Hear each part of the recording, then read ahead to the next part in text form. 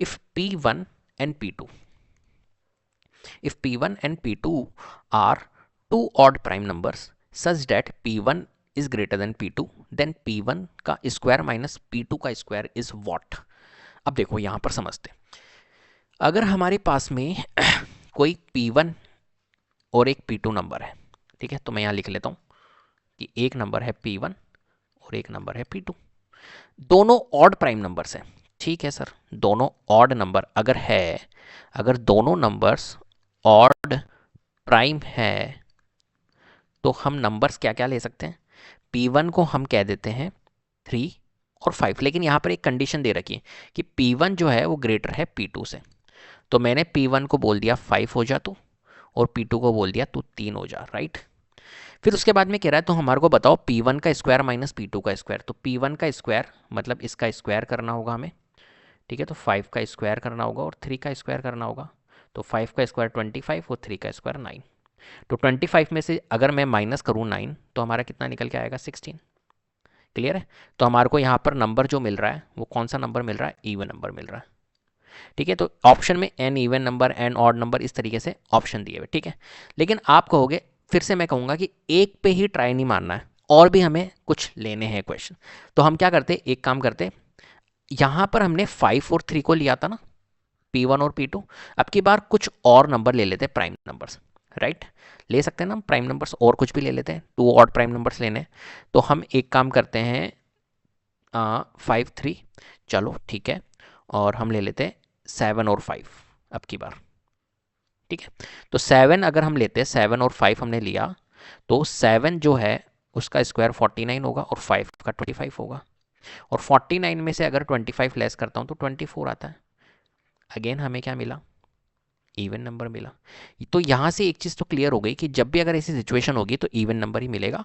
तो हमारा कौन सा आंसर सही होगा, option A an even number, right.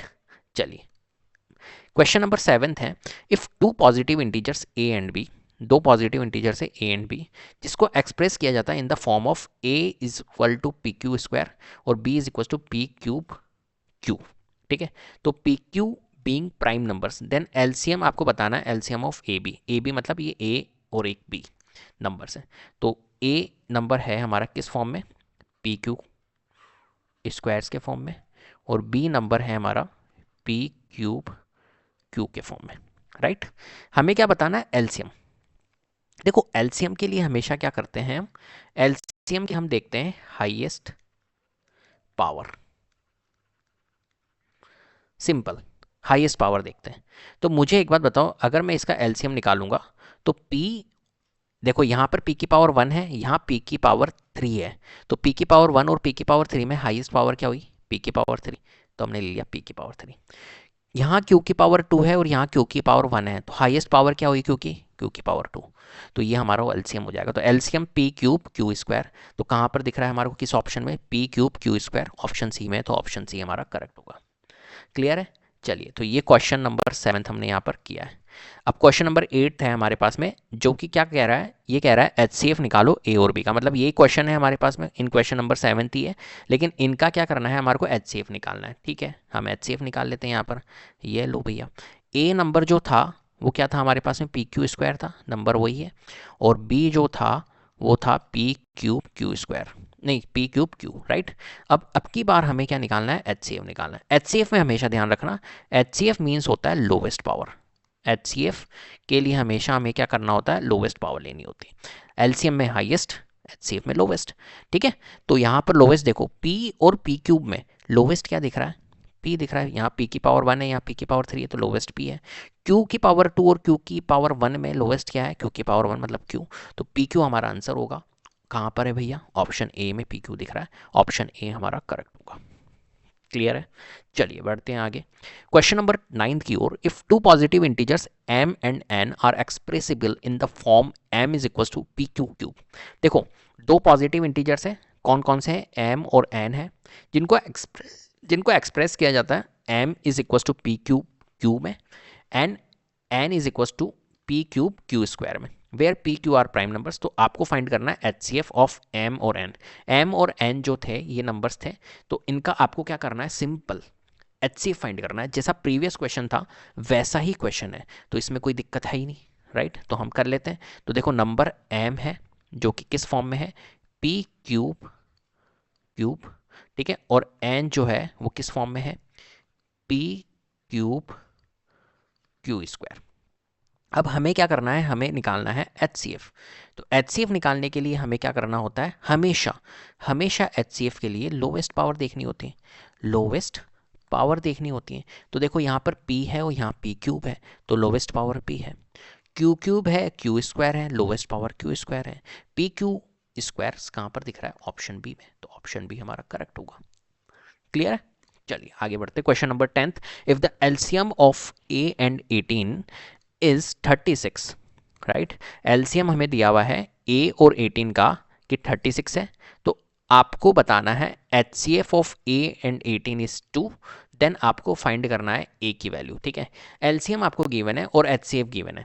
तो देखो यहाँ पर दो नंबर्स कौन कौन से हैं, सिंपल है a और 18 जो है ये दो नंबर्स हैं, और हमें एलसीएम भी गिवन है और HCF भी गिवन है, राइट। तो हमें क्या बताना है, a की वैल्यू बतानी, क्योंकि दो नंबर्स जो है वो a और 18 दिया हुआ है। तो एक नंबर तो हमारे को परफेक्ट दिया हुआ है 18 है, लेकिन दूसरा वाला नंबर वेरिएबल की फॉर्म में दिया हुआ है कि a है, राइट। तो हम क्या करेंगे यहाँ पर इस क्वेश्चन के अंदर, हमारे को एक रिलेशनशिप पता होनी चाहिए एलसीएम और HCF की। तो एलसीएम जो होता है, एलसीएम इंटू HCF जो होता है, product of LCM into HCF जो होता है वो प्रोडक्ट ऑफ टू नंबर्स होते हैं, मीन्स a इंटू बी के, right. Product of two numbers होते हैं, ठीक है। यहाँ कंफ्यूज होने के लिए आप एक काम करो, यहाँ ऐसे लिख लो p और q के, p इंटू क्यू के, प्रोडक्ट ऑफ टू नंबर्स होता है, कोई नंबर है p और कोई नंबर है q, राइट। तो इस क्वेश्चन के अंदर हमारे को गिवन था कि एलसीएम जो है a एंड 18 के, दो नंबर्स तो हमारे पता चल गए a और 18 है, तो एलसीएम जो है वो 36 है, तो मैंने लिख लिया 36, और HCF दिया हुआ था यहाँ पर इसने कि उनका HCF जो है वो 2 है, तो ये देखो यहाँ पर लिखा हुआ है 2, ठीक है, इज इक्वल्स टू P की वैल्यू इसने दे रखी है A है, और Q की वैल्यू एक नंबर दे रखा है इसने 18 है, दो नंबर्स इस फॉर्म में है, राइट। तो मुझे निकालनी है A की वैल्यू, तो A को यहीं रख देते हैं, इस 18 को ट्रांसपोज कर देते हैं, तो ये 18 से ये चल जाएगा 2 टाइम्स, तो 2 इंटू 2 कितना आ जाएगा 4, तो A की वैल्यू कितनी आ जाएगी 4, तो ऑप्शन कहाँ पर है 4, सी ऑप्शन में 4 है, तो ऑप्शन सी हमारा क्या होगा, करेक्ट आंसर होगा। चलिए आगे बढ़ते हैं, क्वेश्चन नंबर 11th में है द HCF ऑफ 95 एंड 152। हमें फाइंड करना है HCF किसका, 95 और 152 का।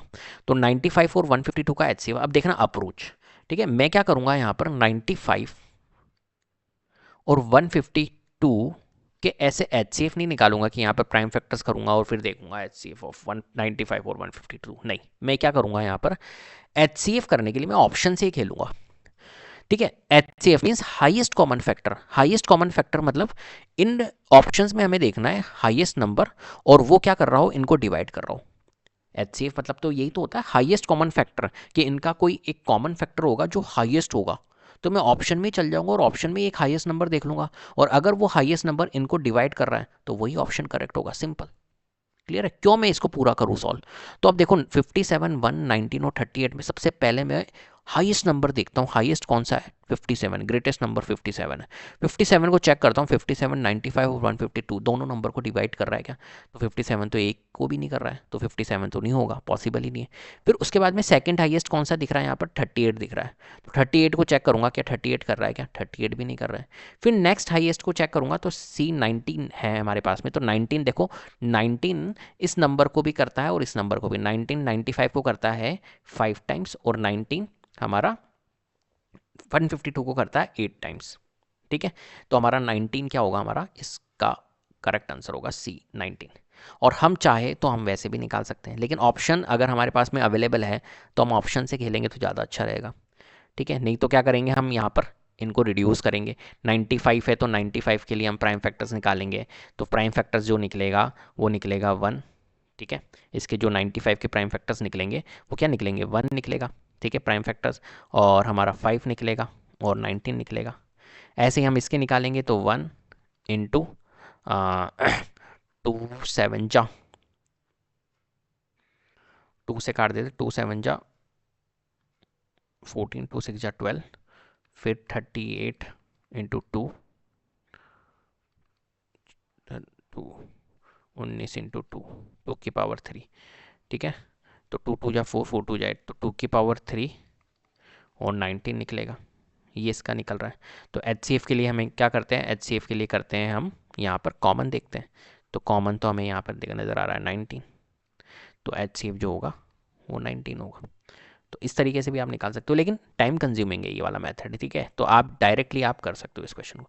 चलो क्वेश्चन नंबर 12 देखते हैं। इफ HCF 26 एंड 169 इज 13, 26 और 169 का HCF जो है 13 है, तो आपको फाइंड करना है LCM 26 और 169 का। तो अब देखो सिंपल सी बात है, एक रिलेशनशिप अभी मैंने आपको बताई थी, क्या LCM जो होता है और HCF इन दोनों का प्रोडक्ट जो होता है वो प्रोडक्ट ऑफ टू नंबर्स होता है P इंटू Q के, राइट।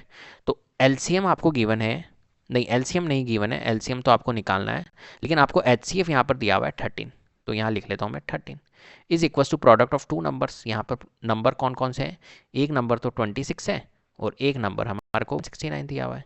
तो अब मैं क्या करूँगा, LCM निकालूंगा। तो 13 को हम ट्रांसपोज कर देते, तो ये यहाँ से इसको 2 टाइम्स मारेगा, और 2 इंटू 169 कितना हो गया, 338, 338। तो 338 कहाँ पर दिख रहा है हमारे को, यहाँ पर। क्लियर है बात। अब देखो ये ऑप्शन से भी हो सकता था, ये इतना करने की रिक्वायरमेंट भी नहीं, क्योंकि यहाँ पर जो ऑप्शंस दिए हुए हैं ना वही ऐसे दिए हुए हैं। मुझे एक बात बताओ, HCF तो 13 है और LCM जो होगा 26 और 169 का, तो ऑब्वियस बात है यार 26 और 169 का LCM जो होगा वो 169 या तो 169 होगा या 169 से बड़ा होगा, ठीक है। ग्रेटेस्ट नंबर जो 26 और 169 में ग्रेटेस्ट नंबर 169 है, तो 169 हो सकता है यार 169 से बड़ा हो सकता है। तो यहाँ पर ऑप्शन में देखो आप, A B और D में तो 169 से सारे नंबर छोटे हैं, तो बचा कौन सा ऑफ, ये वाला ऑप्शन बचा, C वाला ऑप्शन। तो यही करेक्ट होगा 338। क्लियर है। तो कमांड अच्छी होनी चाहिए, तो आप ऑप्शन से भी क्वेश्चन को सॉल्व कर सकते हो। 13th, if A is equal to 2 cube into 3,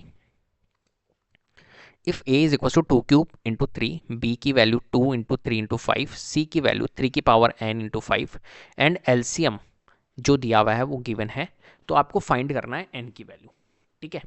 तो ये बहुत ही इंपॉर्टेंट क्वेश्चन है, इसको समझते हैं बहुत अच्छे से, ठीक है। तो देखो A की वैल्यू आपको गिवन है 2 की पावर 3 इंटू 3, B की वैल्यू आपको गिवन है 2 इंटू 3 इंटू 5, C की वैल्यू आपको गिवन है 3 की पावर n इंटू 5, एंड आपको इनका LCM भी गिवन है कितना, 2 की पावर 3 इंटू 3 की पावर 2 इंटू 5। अब यहाँ पर समझने वाली बात यह है बेटा, यहाँ समझने वाली बात यह है कि हमें फाइंड करनी है n की वैल्यू। n कहाँ पर है, n है यहाँ पर, राइट। इस n की वैल्यू हमें यहाँ पर फाइंड करनी है। तो अब देखो यहाँ पर समझो, जो LCM होता है वो मैंने आपको बताया था कि LCM मीन्स होता है जो हमारी हाईएस्ट पावर होती है। LCM जब भी हम निकालेंगे तो हाईएस्ट पावर हमें देखनी होती है। तो यहाँ पर देखो 2 की पावर 3 है, यहाँ 2 की पावर 3 है, यहाँ 2 की पावर 1 है, और यहाँ पे है ही नहीं, कोई दिक्कत नहीं है। तो 2 की पावर 3 और 2 की पावर 1 में जो हाईएस्ट पावर है वो कितनी है, ये 3 है। तो हमने क्या लिया यहाँ पर LCM में, देखो LCM में हमारे पास में 2 की पावर 3 है, चलेगा कोई दिक्कत नहीं। अब देखो यहाँ पर 3 है, राइट, यहाँ पर क्या है 3 है, A में क्या है 3 है, यहाँ पर देखो 3 की पावर 1 है, यहाँ 3 की पावर 1 है, और यहाँ पर 3 की पावर n है, और इस n की ही वैल्यू अपने को फाइंड करनी है। और LCM में 3 की पावर 2 दिया हुआ है। तो यहाँ से एक ऑब्जर्वेशन आई, क्या, यहाँ से हमारे को एक चीज़ पता चली कि यार यहाँ 3 की पावर 1 है, यहाँ 3 की पावर 1 है, और यहाँ 3 की पावर n है, और LCM मीन्स होता है हाईएस्ट पावर लेते हैं हमेशा। तो मतलब n की वैल्यू जो होगी वो 2 होगी। जब भी एक तरह से हमने क्या लिया, LCM में 3 की पावर 2 ली है, राइट। तो n की पॉसिबल वैल्यू क्या होगी, 2 होगी। तो कौन सा ऑप्शन सही है, ऑप्शन बी करेक्ट होगा। ऐसे इस क्वेश्चन को सॉल्व करना है। क्लियर है बात। चलो आगे बढ़ते हैं। 14th, the decimal expansion of the rational 14587 divided by 1250 number will terminate after। तो देखो यहाँ पर समझो इस चीज को कि एक रेशनल नंबर है 14587 divide by 1250, number will terminate after. तो कितने डेसिमल प्लेसेस के बाद में ये नंबर टर्मिनेट होगा। तो टर्मिनेशन वाली चीज़ तो मैंने अभी आपको समझा ही दी है, एक बार और समझ लेते हैं। देखो 587 डिवाइडेड बाय 1250, ये है हमारे पास में। तो 1250 इसको समझते हैं, ये 1250 जो है ये क्या है।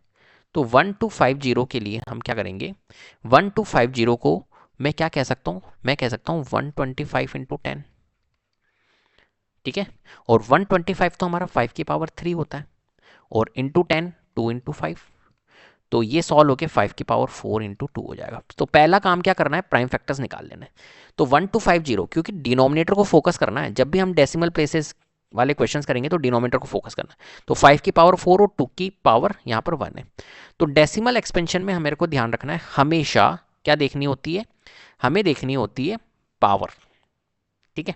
और पावर में हमें क्या देखना है, यहाँ पर हमेशा लोवेस्ट पावर या हाईएस्ट पावर। अभी मैंने क्वेश्चन भी करवाया था इसका, क्या देखेंगे हम, लोवेस्ट पावर या हाईएस्ट पावर। तो मैंने आपको बताया था कि यार इसको भी 2 की पावर 4 बना दे तो ये कंबाइन होकर 5 इंटू 2 की पावर 4 और ये 10 की पावर 4 हो जाएगा। ऐसा कुछ पहला मैंने करवाया था। तो हम क्या करेंगे, यहाँ पर कोशिश करेंगे 2 की पावर 1 है ना, तो 2 की पावर 4 बनाने की। तो यहाँ पर 2 की पावर 3, मतलब मैं पूरा नहीं समझाऊंगा। तो मैंने आपको बताया था यहाँ पर जब भी ऐसे क्वेश्चन आएंगे तो हमेशा क्या देखनी होती है, हाईएस्ट पावर, ठीक है। तो 5 की पावर 4 और 2 की पावर 1 में हाईएस्ट पावर 5 की पावर 4, मतलब 4 है, तो 4 डेसिमल प्लेसेस, ऑप्शन डी हमारा करेक्ट होगा। सिंपल। चलो बढ़ते हैं आगे, आगे बढ़ते हैं। क्वेश्चन 15 है, if P and Q are coprime numbers then P square and Q square are. देखो अगर पी और क्यू जो है वो को प्राइम नंबर है तो पी स्क्वायर और क्यू स्क्वायर आपको बताना है, ठीक है। तो आ जाओ फटाफट से। अगर पी एक नंबर है पी और एक नंबर है क्यू, ठीक है, और दोनों के दोनों नंबर्स हमारे, दोनों के दोनों नंबर्स